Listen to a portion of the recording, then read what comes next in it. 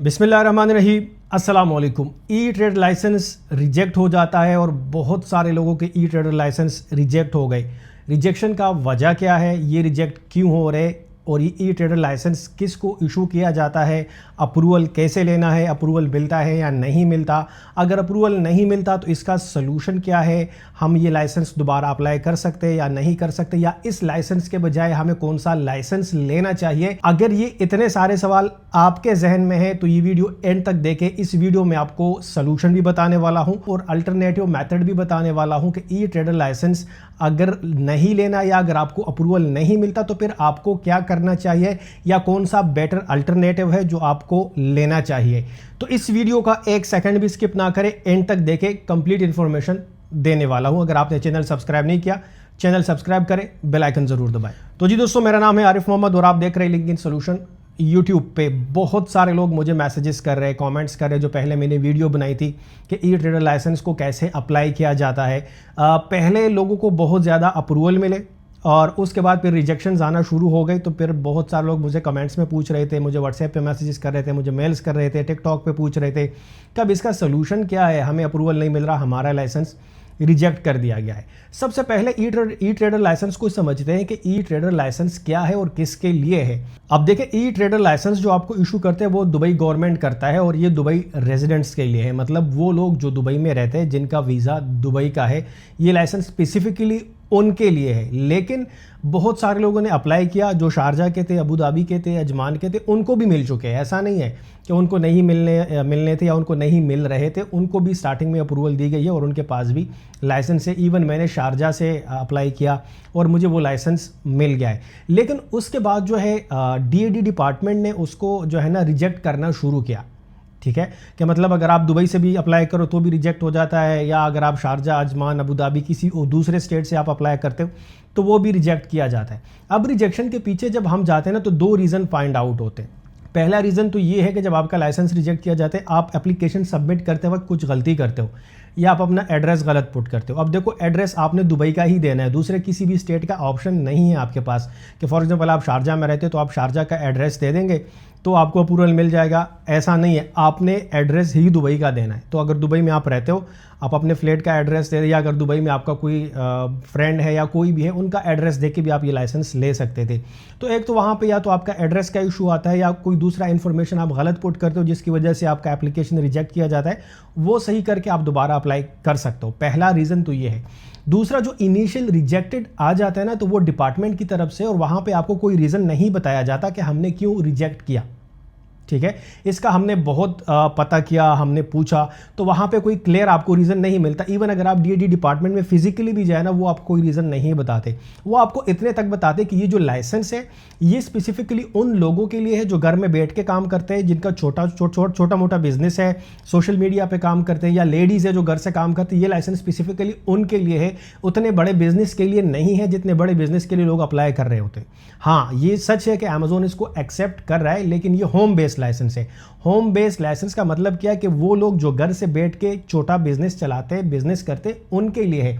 अगर आप बड़ा बिजनेस करते हो, इंपोर्ट एक्सपोर्ट का बिजनेस करते हो, आप अमेजोन पे बिजनेस करते हो, आपकी शिपमेंट्स आती है, मतलब एक ब्रॉड लेवल बिजनेस करते हो, तो आई थिंक ये आपके लिए रिकमेंडेड नहीं है और आपके लिए शायद ये इशू ना करे। तो मे बी इन चीज़ों में डिपार्टमेंट देखता हो और अप्रूवल देता हो तो तभी आपको अप्रूवल नहीं मिलता। तो अगर आपका लाइसेंस रिजेक्ट किया जाता है ना सिंपली, तो उसमें कोई सोल्यूशन नहीं है। अगर आप दोबारा भी अप्लाई करेंगे ना तो डेटा तो आपका वही सेम है, नाम आपका सेम है, एमिरेट्स ID सेम है, सारा कुछ सेम होगा। तो अगर पहले डेटा पे आपका रिजेक्ट हो गया ना तो ऐसा कोई दूसरा ऑप्शन नहीं आएगा कि वो दोबारा आपके सबमिशन पे जो है वो अप्रूव करे। इवन अगर आप कोई मतलब इस तरह कोई गलती करते हो जो पहले रीज़न में मैंने आपको बताया, उसमें चांसेस है। अगर इनिशियली कंप्लीटली रिजेक्टेड आ जाए, आपका डेटा बिल्कुल ठीक है, तो अगर आप 2 बार 3 बार 4 बार अप्लाई करें तब भी आपका रिजेक्शन ही आएगा और आपको कोई रीज़न भी नहीं बताया जाएगा। तो ये है कि अगर आपका लाइसेंस रिजेक्ट हो गया है तो आप दोबारा या 3 बार 4 बार अप्लाई ना करें, आपका तब भी रिजेक्ट ही होगा। अब इसका अल्टरनेटिव हमें क्या करना चाहिए? अगर देखें, अगर आप अमेज़न पे कंप्लीटली एक फुल टाइम बिजनेस करना चाहते हो, एक अच्छा बिजनेस करना चाहते हो, तो उसके लिए अल्टरनेटिव आपको एक और लाइसेंस लेना पड़ेगा, एक और बिजनेस लाइसेंस लेना पड़ेगा। आप फ्रीजोन का लाइसेंस ले सकते हो, तो वो उस पर आप क्या कर सकते हो, उस पर आप एक ब्रॉडली एक बिजनेस जो है ना वो बिल्ड कर सकते हो। इवन आप अमेज़न पे भी उसको यूज़ कर सकते हो, आप नून पे भी यूज़ कर सकते हो, आप शराफदीजी, कैरफोर, जितने भी मार्केट प्लेसेस है यूएई में, आप उस पर काम कर सकते हो। इवन आप अपना website, e commerce website build करके उस पर भी काम कर सकते हो।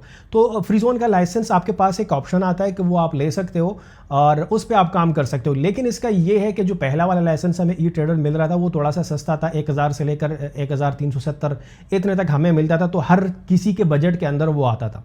तो मतलब सबके लिए ईजी था कि हम ये वाला लाइसेंस लें और इसमें हम अपना बिजनेस जो है आगे रन करें। लेकिन अनफॉर्चुनेटली वो नहीं मिल रहा, तो हमारे पास भी ऐसा कोई रास्ता नहीं है। अगर आपको गवर्नमेंट अप्रूवल नहीं दे रहा ना, तो अगर आप किसी से भी पूछो, कुछ भी करो, अगर गवर्नमेंट आपको वो लाइसेंस इशू नहीं कर रहा तो कोई बंदा आपको इशू करके नहीं दे सकता। तो फिर आपने अल्टरनेटिव सोचना है कि अगर आपने बिजनेस करना है, आपने मूव ऑन करना है, तो फिर आपने दूसरा ऑप्शन सोचना होता है कि अगर पहला ऑप्शन वर्क नहीं कर रहा तो फिर आपने दूसरे ऑप्शन पे जाना है, जो कि फ्रीजोन लाइसेंस है। अब फ्रीजोन लाइसेंस आप ले सकते हो दुबई का, वो बहुत एक्सपेंसिव है, तकरीबन 12-13 हज़ार दिरहम का वो आपको मिलेगा विदाउट एनी वीज़ा। अगर आप शारजा में जाएंगे, शारजा में आपको तकरीबन 5750 दिरहम का मिलेगा। अगर आप अजमान में जाएंगे, अभी तकरीबन अजमान में आपको 5000 से लेकर 5500 तक आपको मिलेगा। अगर आप रसल खैमा में जाएंगे, आपको 5500 दिरहम का मिलेगा 1 साल के लिए। इसमें वीज़ा नहीं होता, लेकिन अगर आप बाद में इस पर अपना वीज़ा भी अप्लाई करेंगे तो अप्लाई कर सकते हो। अगर आप अब वीज़ा लेना चाहे और लाइसेंस भी लेना चाहे, फिर आपको महंगा पड़ेगा, तकरीबन 10-12-13 हज़ार दिरहम तक का ये लाइसेंस प्लस 1 इन्वेस्टर वीज़ा आपको मिलेगा। तो अगर आपके पास वीज़ा है यूएई का और आप यूएई के अंदर है, तो आप फ्रीजोन लाइसेंस अप्लाई कर सकते हो। अगर आप यूएई के बाहर हो और आपके पास लाइसेंस वीज़ा वगैरह नहीं है, तो फिर आप अप्लाई ना करें, ठीक है। यहाँ पे अगर आप यूएई के अंदर है, आपके पास रेजिडेंट वीज़ा है, तो आप फ्रीजोन लाइसेंस अप्लाई कर सकते हो किसी भी फ्रीजोन में। अब कौन सा फ्रीजोन हमें चूज़ करना चाहिए? आप किसी भी फ्रीजोन में जा सकते हो, ज़रूरी नहीं दुबई का हो। आप जो आपके बजट के अंदर आए, जो सस्ता हो, आप वो लाइसेंस ले और उस पर आप किसी भी स्टेट में बैठ के बिजनेस कर सकते हो। ऐसा नहीं है कि आपने अजमान का लाइसेंस लिया तो आप शारजा में काम नहीं कर सकते या दुबई में काम नहीं कर सकते, ऐसा कुछ भी नहीं है। आप किसी भी स्टेट का लाइसेंस लेके आप अमेज़न पे, नून पे, ई कॉमर्स बिजनेस आप कहीं से भी बैठ के आप कर सकते हो। तीसरा ऑप्शन जो कि मैं ज़्यादा रिकमेंड नहीं करूंगा, वो आप भी अप्लाई कर सकते हो। आप इंटरनेशनल एलएलसी पे भी अकाउंट ओपन कर सकते हो। आपके पास यूके की एलटीडी है या यूएस की एलएलसी है, वो भी आप ले सकते हो। लेकिन उसके लिए क्या करना पड़ेगा? उसके लिए आपको यूएई में वेट सर्टिफिकेट अप्लाई करना पड़ेगा। आप अमेज़न में जब अपने यूएस एलएलसी के साथ अकाउंट क्रिएट करेंगे, वो सबमिट करेंगे, फिर आपसे अमेज़न जो है वेट सर्टिफिकेट भी मांगेगा कि आप यूएई का वेट सर्टिफिकेट दे दो। चूँकि आप यूएई में बिजनेस करेंगे यूएस एलएलसी को लेकर या यूके एलटीडी को लेकर, तो आपके पास वेट सर्टिफिकेट होना चाहिए। तो फिर आप वेट सर्टिफिकेट अप्लाई करेंगे एफटीए से और वहां से वेट सर्टिफिकेट लेकर आप अमेज़न पे बिजनेस कर सकते हो। अब आपकी मर्जी है कि आपने कौन से ऑप्शन पे जाना है, आपने फ्रीजोन वाले पे जाना है या आपने इंटरनेशनल एलएलसी या एलटीडी कंपनी पे जाना है, और उसके साथ आपने कंटिन्यू करना है यूएई मार्केट के अंदर। सो ये सारी इन्फॉर्मेशन थी। बहुत सारे लोग मुझसे पूछ रहे थे कि इसका अल्टरनेटिव हमें बताया, ये ट्रेडर लाइसेंस नहीं बन रहा, तो अब हम क्या करें? मैंने आपको ऑप्शंस बता दिए। अब आपकी मर्जी है कि आपने अपने बजट के हिसाब से कौन से ऑप्शन को चूज़ करना है। इस वीडियो को लेकर आपका कोई भी क्वेश्चन है, आप कमेंट सेक्शन में मुझसे पूछ सकते हो। अगर आपको ये वीडियो पसंद आई, इस वीडियो को लाइक करें, और अगर आपने चैनल सब्सक्राइब नहीं किया, चैनल सब्सक्राइब करें। तो चलिए जी, मिलते हैं नेक्स्ट वीडियो में। तब तक के लिए अल्लाह हाफिज़।